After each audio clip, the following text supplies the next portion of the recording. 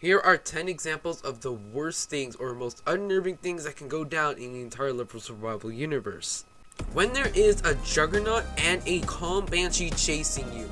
This might not be that bad, but still it is pretty awful. Even if your teammates decide to help you, one of them might just shoot the Banshee on accident and you'll eventually get raped. But at the same time, what happens when there's 2 Tanglers and a few Hunters and a Chillers on their way to kick your ass?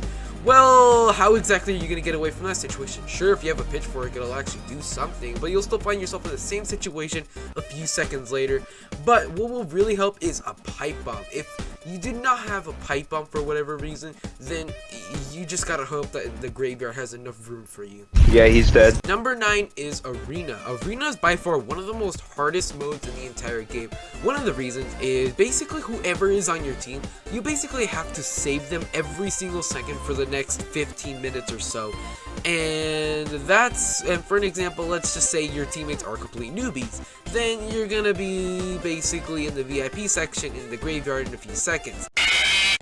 But for an example, let's say you got a pretty decent team. It's not going to be that bad. However, you better hope that the medkit station actually gives you actually good stuff. For an example, a medkit or like a Bloxy Cola for Bloxy Cola and a few other things like a pipe bomb, for example. Then you can actually might be able to do it. But if for whatever reason the enemy team happens to be extremely good experience of survival infected, then you're gonna have a hard time in Arena. And plus in Arena you basically have to be really wise on how many times you actually get the ammo station, because you're gonna need it in the final few rounds. Arena is basically we must do everything wisely at first in order to do amazing at the very end. Number 8, the terrible medkit loadout. So let's just put in this perspective. You had a pumpkin pie and you basically used it in the first minute of the match because you were AFK and you basically just used it immediately. Then you used your pipe bomb because you were making your way over to the medkit station. So you pray to God that when you open it up, you'll get a medkit, obviously, a Bloxy Cola, a pipe bomb, those 3 items, which I call the God setup. You just hope that you get that. But instead, you get a medkit plus a grenade, or you get a medkit plus a Molotov and, I don't know, a grenade without the pepper. What exactly are you going to do with those two setups? Now, obviously, yes, with the grenade, you can obviously use it pretty nicely, but most of the time when you use it, either infected see it and are going to avoid it, or they're probably going to get into it and just die, but then it's not going to be that very helpful because it doesn't really do that much damage. And the Molotov, yes, it does help, but let's just hope you don't burn yourself accidentally.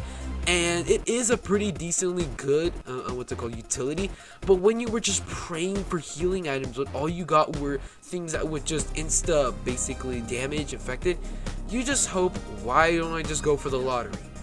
Number 7, Rapid Infection. Rapid Infection is one of the most unnerving and scariest modes in the entire game. Why?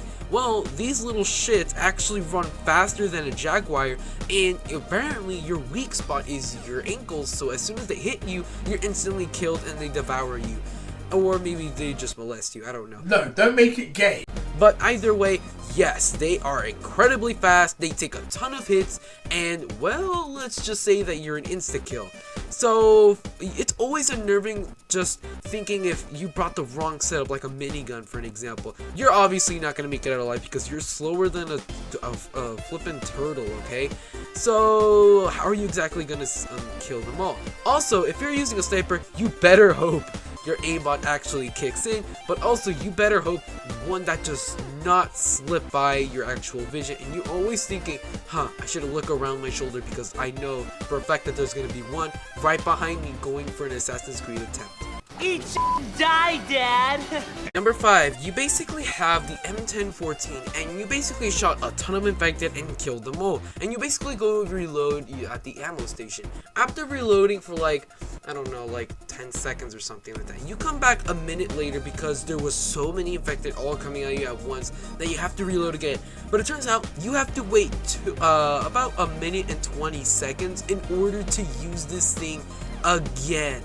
How in the hell are you going to actually wait that long while there's infected literally breathing down your shoulder every single second while you're waiting for that cooldown to end? I mean, yes, if it's like those, if it's a map with like 2 ammo stations, it's not a big deal because you could just go on to the other side of the map.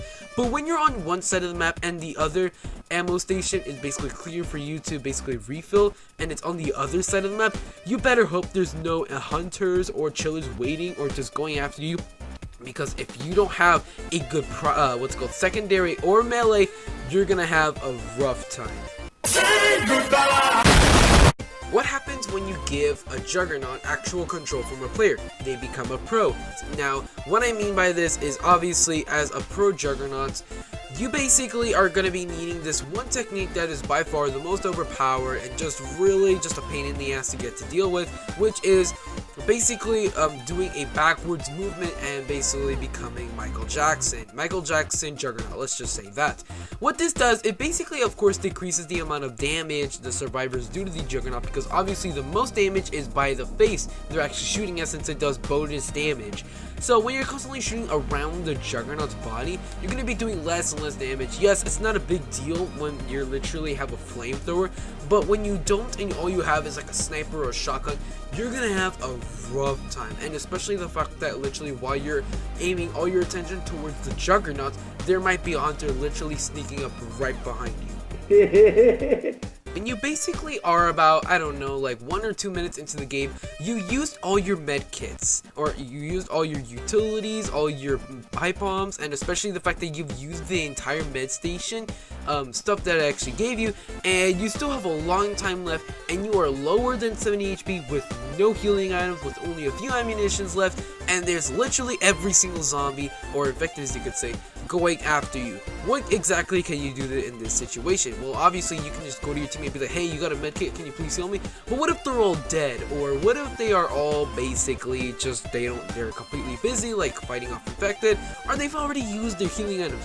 What exactly can you do? Obviously just say goodbye, and hopefully heaven actually greets you with a good old-fashioned, pumpkin pie. Escalation. Escalation is by far, I believe, maybe even the hardest mode in the entire game. Maybe next to campaign, I don't know.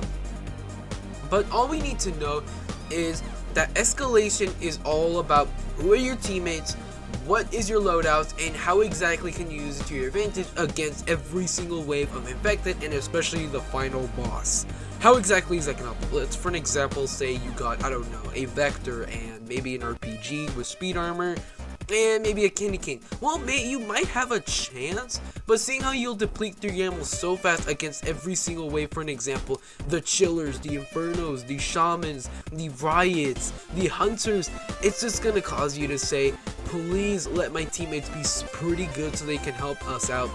And hopefully we can get to the final boss wave with at least 2 other people, so we might have a chance. But if it's just by yourself in the final boss wave, you better hope to God that they are just human phobic and they will just not go for you. Or maybe they're AFK, who knows. Number 1. You basically just watched every single one of your teammates just get murdered and transferred to the entire infected team.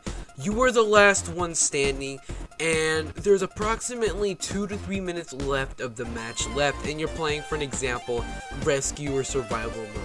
How exactly are you going to go against, or how exactly are you going to win against a 1v12 or even more infected?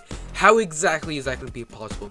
I mean, maybe if you're like extremely cracked at the game, you might have a chance, but seeing how every single other player is against you, where he's using hunters, chillers, tanglers, juggernauts, banshees, every single infected you could think of, and are all basically coordinating together, you're not gonna have much time, and you just pray to God that time goes faster than literally the Flash himself, and you can win and just say suck it. But most of the time you're gonna be finding yourself dead, like on Halo Reach's final ending.